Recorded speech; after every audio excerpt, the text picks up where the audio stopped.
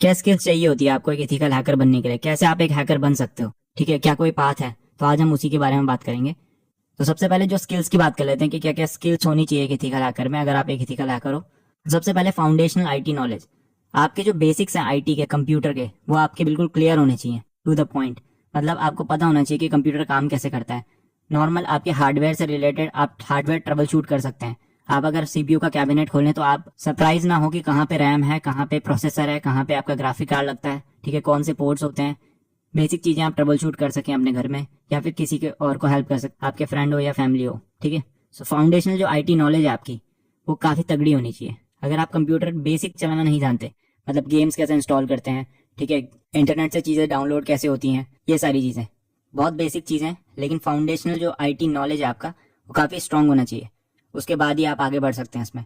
अगर आपके foundational IT knowledge clear है बिल्कुल, अगर आपको मैं कंप्यूटर बनाने के लिए दे दूं एक, तो आप उसे असेंबल कर सकते हैं। आप डिफरेंट पार्ट्स को आइडेंटिफाई कर सकते हैं। आप डिफरेंट जो प्रॉब्लम्स आती हैं नॉर्मल कंप्यूटर में, विंडोज़ में, तो उनको रिसर्च करके ट्रबल शूट करके सही कर सकते हैं। आप प्रिंटर को कॉन्फ़िगर कर सकते हैं, ठीक है। तो ये सारी चीज़ें आपका स्ट्रांग होना चाहिए। अगर आपका ये सारी चीज़ें स्ट्रांग हैं, फाउंडेशनल आईटी नॉलेज आपका स्ट्रांग है, तो आप अगले स्टेप पे बढ़ सकते हैं, that is networking. I am talking about computer networking here, ठीक है। तो आपको पता होना चाहिए कि आईपी एड्रेस क्या है, आपको पता होना चाहिए कि मैक एड्रेस क्या है, आपको पता होना चाहिए कि क्लाइंट सर्वर मॉडल और पीयर टू पीयर मॉडल में क्या फर्क है, कैसे डेटा ट्रैवल करता है, कैसे इंटरनेट काम करता है, कैसे ब्राउजर्स काम करते हैं, ब्राउजर्स क्या होते हैं, ठीक है, ये सारी चीजें। अलग अलग प्रोटोकॉल्स क्या होता है, ओएसआई मॉडल क्या होता है। तो ये नेटवर्किंग, आपकी कंप्यूटर नेटवर्किंग जितनी स्ट्रांग होगी, आपको उतनी ही मदद करेगी आगे हैकिंग में। बिकॉज बिना नेटवर्किंग के आप हैकिंग में घुसोगे, आपको एक चीज समझ नहीं आएगी, एक भी चीज समझ नहीं आएगी बिना नेटवर्किंग के। If you don't know how computer works, पहले आपको क्या समझना है, कंप्यूटर है क्या, फिर आपको ये समझना है वो आपस में बात कैसे करते हैं, काम कैसे करते हैं, ठीक है। अगर आप एक बार नेटवर्किंग आपकी बिल्कुल कोर आपका हो गया, फंडामेंटल्स आपकी बुनियाद सही हो गई, then you can go to Linux skills. तो लिनक्स क्यों जरूरी है हमारे पास? तो लिनक्स हमारे पास एक ऑपरेटिंग सिस्टम है, ठीक है। जैसे विंडोज हमारे पास एक ऑपरेटिंग सिस्टम होता है, वैसे लिनक्स हमारे पास। अब लिनक्स क्यों जरूरी है? बिकॉज जितने भी सर्वर्स आपके चल रहे हैं 95% या 90% दुनिया में, वो आपके लिनक्स के ऊपर है, ठीक है। तो जब भी आप कोई सर्वर को हैक करने की कोशिश करोगे, किसी कंप्यूटर को कोशिश करोगे हैक करने की, तो most of the time that will be a Linux computer, ठीक है। प्रोडक्शन ग्रेड में आपका लिनक्स कंप्यूटर ही चलते हैं, लिनक्स सर्वर ही चलते हैं। हाँ, आप नॉर्मल डेस्कटॉप कंप्यूटर्स में विंडोज ज्यादा यूज होते हैं आपके, बट अगर मैं सर्वर्स की बात करूं तो अभी भी लिनक्स का मार्केट शेयर बहुत ऊपर है विंडोज से, ठीक है। दूसरी चीज, जितने भी टूल्स स्क्रिप्ट्स वगैरह आप यूज करोगे, वो ज्यादातर आपके लिनक्स के लिए बनाए जाते हैं, ठीक है। एंड तीसरी चीज, Linux is an open source operating system, ठीक है। तो लिनक्स क्या है? ओपन सोर्स है। उसमें आपको डिफरेंट वेराइटीज मिल सकती हैं, आप उसको कॉन्फ़िगर कर सकते हो अपने हिसाब से, उसके कर्नल को चेंज कर सकते हो, उसकी थीम को चेंज कर सकते हो। विंडोज में ऐसा आप नहीं कर सकते, ठीक है। तो काफी लिमिटेशंस हो जाती है विंडोज में एक बारी के लिए, अगर आप हैकिंग पॉइंट ऑफ व्यू से कंसीडर करो, ठीक है। तो मैंने आपको दो चीजें बता दी, एक ओपन सोर्स है लिनक्स, और सबसे ज्यादा टूल्स आपको लिनक्स में ही मिलेंगे। दूसरा, जितने भी सर्वर्स को आप टेस्ट कर रहे होंगे आगे जाके, वो ज्यादातर जो टेक्नोलॉजी है वो लिनक्स पे काम कर रही होगी बैकएंड में, ठीक है। सो आपका लिनक्स कर्नल चल रहा होगा। इवन जो आपका एंड्रॉइड फोन है, तो एंड्रॉइड ऑपरेटिंग सिस्टम नीचे जो उसका कर्नल चलता है, वो आपका लिनक्स कर्नल ही है, ठीक है। तो लिनक्स यूज करना और लिनक्स को समझना बहुत ज्यादा जरूरी हो जाता है, बिकॉज नॉर्मल उसमें आप कभी लिनक्स को ज्यादातर यूज नहीं करोगे, ठीक है। Most of the time you use Windows अपने डे टू डे टास्क के लिए, लेकिन अगर आपको हैकिंग करनी है तो you need to know Linux, ठीक है। तो foundational IT knowledge, then networking, then Linux. अब आता है आपके पास कोडिंग एंड स्क्रिप्टिंग, ठीक है। तो कोडिंग एंड स्क्रिप्टिंग आपको सीखनी पड़ेगी, कोई ना कोई प्रोग्रामिंग लैंग्वेज। अब लोग मुझसे पूछते हैं कि कौन सी प्रोग्रामिंग लैंग्वेज मुझे सीखनी चाहिए for hacking.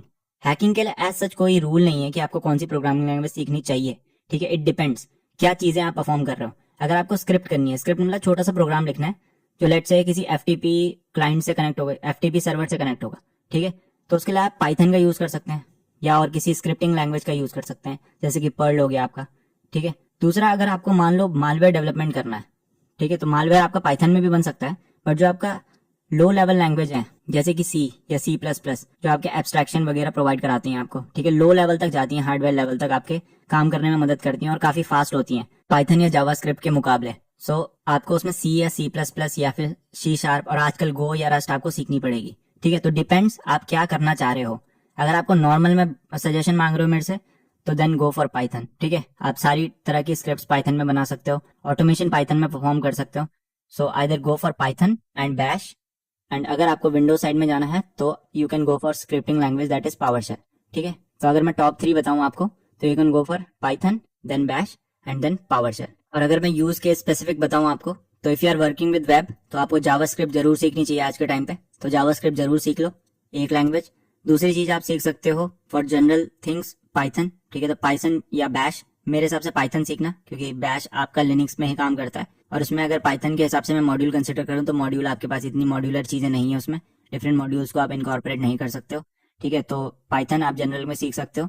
And third is for your malware development and all you can go for either C# और you can go for either go और रस्ट, ठीक है। तो ये 3 चीजें मैंने आपको बता दी फॉर कोडिंग एंड स्क्रिप्टिंग। अब दूसरा क्वेश्चन इसमें यह आता है कि क्या कोडिंग और स्क्रिप्टिंग हमें पहले सीखनी चाहिए हैकिंग में घुसने से? तो अगर आप सीख सकते हो तो बिल्कुल सीखो, लेकिन अगर आप नहीं सीख सकते तो आप साथ साथ में भी सीख सकते हो। आपको यहाँ पे डेवलपमेंट उतना जरूरी नहीं है करना, ठीक है। तो बहुत सारे टूल्स और स्क्रिप्ट पहले से बने हुए हैं, आपको समझ में आना चाहिए कोड कि वो क्या कर रहा है। कई बार आपको कुछ एक्सप्लॉइट्स मिलते हैं ऑनलाइन, आपको उनको सही करना होता है, फिक्स करना होता है, वो चलेंगे नहीं। आप चलाने की कोशिश करोगे, उसमें कोई ना कोई दिक्कत होगी, या कोई मॉड्यूल मिसिंग होगा, या फिर कोई आपको कोड चेंज करना होगा। मान लो आपको कोई पाइथन 2 का एक्सप्लॉइट मिला, आपको उसको कन्वर्ट करना है पाइथन 3 के एक्सप्लॉइट में, तो आप कैसे करोगे? उसके लिए आपको पाइथन समझ में आनी चाहिए। तो आपको पूरा कोड नहीं लिखना है, लेकिन कुछ चेंजेस करने के लिए भी आपको लैंग्वेज समझ में आनी चाहिए। तो मैं ये बोलूंगा कि अगर आप सीख सकते हो कोडिंग या स्क्रिप्टिंग तो पहले सीख लो, ठीक है। बेसिक प्रोग्राम्स बनाना सीख लो, बेसिक लैंग्वेज की समझ ले लो, किसी भी प्रोग्रामिंग लैंग्वेज की, and then you can go for directly into hacking. और उसके साथ साथ आप सीख सकते हो, जैसे जैसे आपको प्रोजेक्ट्स में आप काम करोगे या फिर आप किसी मशीन को सॉल्व करोगे तो आप सीख सकते हो साथ साथ में। तो अगर मैं इन तीनों से कंपेयर करूं तो IT नॉलेज, नेटवर्किंग और लिनक्स इट्स अ मस्ट। इसके बिना आप अगर हैकिंग में घुसोगे तो आपको दिक्कत होगी। कोडिंग और स्क्रिप्टिंग का मैं ऑप्शनल बोलता हूँ, जरूरी है, मैं फिर से बोल रहा हूँ जरूरी है, पर क्या उसी समय जरूरी है? ये मेरे हिसाब से उसी समय जरूरी नहीं है, ठीक है। तो आप इसको साथ साथ में सीख सकते हो और धीरे धीरे करके सीख सकते हो, but you need to learn it at some point of time, ठीक है, तो इसको ध्यान रखना। नेक्स्ट है हमारे पास साइबर सिक्योरिटी फंडामेंटल। अब आपने अपने IT नॉलेज है उसको बढ़िया कर लिया, नेटवर्किंग को बढ़िया कर लिया, लिनक्स आपने अच्छे से सीख लिया, लिनक्स कैसे चलाते हैं, एंड आपको थोड़ा बहुत अभी कोडिंग भी आने लग गई है।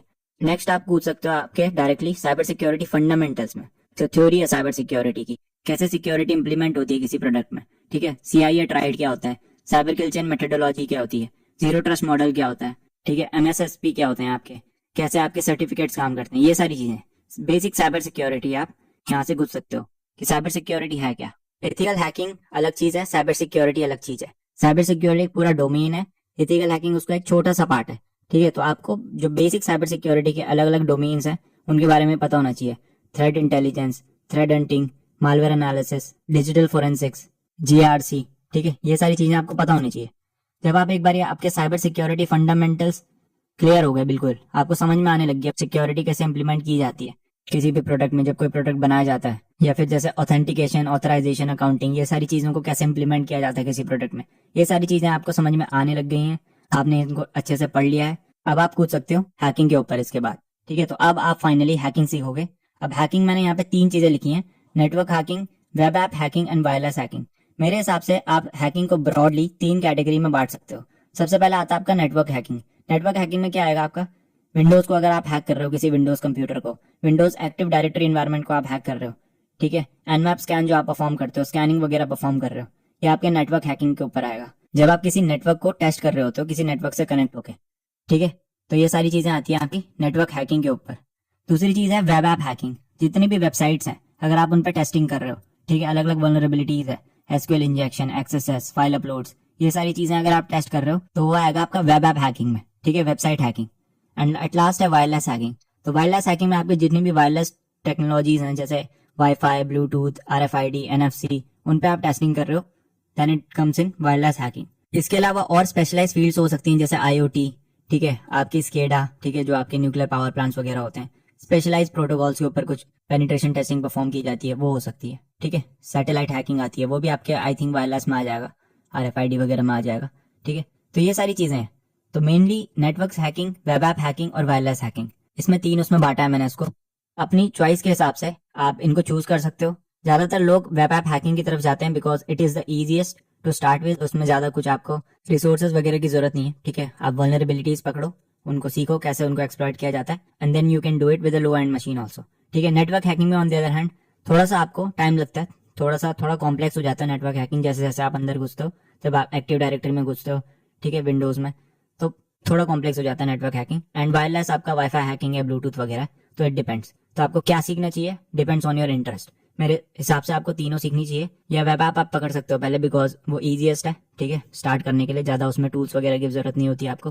वेब ऐप से आप स्टार्ट कर सकते हो, फिर आप नेटवर्क में जा सकते हो। और वायरलेस एक छोटा सा पार्ट है। वायरलेस एक हाईली स्पेशलाइज फील्ड है या हाईली स्पेशलाइज पार्ट है, जिसका प्रैक्टिकल एप्लीकेशन हो सकता है, लेकिन अगर कंपनीज के पॉइंट ऑफ व्यू से मैं देखूं तो नेटवर्क और वेब दो चीजें ही आपको पेनिट्रेशन टेस्टिंग करने के लिए मिलती है कंपनी में। वाईफाई हैकिंग करने के लिए आपको कोई कंपनी ज्यादातर नहीं बोलेगी, ठीक है, मोस्ट ऑफ द टाइम नहीं बोलेगी, 98-99%। 1% हो सकता है कोई कंपनी बोल ले, बट वो स्पेसिफिक केस है, एक्सक्लूजन है वो।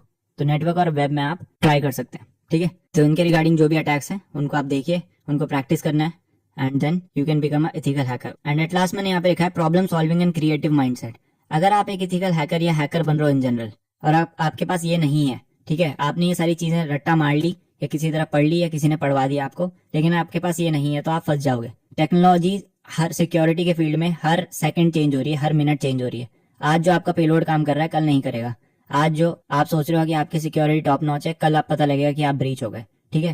तो इसमें जो आपका प्रॉब्लम सॉल्विंग और क्रिएटिव माइंडसेट है, कभी ना रुकने वाला, क्रिएटिव सॉल्यूशन निकालने वाला प्रॉब्लम के, ठीक है, वो आपको चाहिए इसमें। और अगर आप स्टैग्नेंट रह गए तो आप इसमें आगे बढ़ नहीं सकते फील्ड में, और आप डिमोटिवेटेड ही रहोगे और कभी और आगे कुछ होगा नहीं इस वजह से, ठीक है, बिकॉज ये फील्ड ही ऐसी है।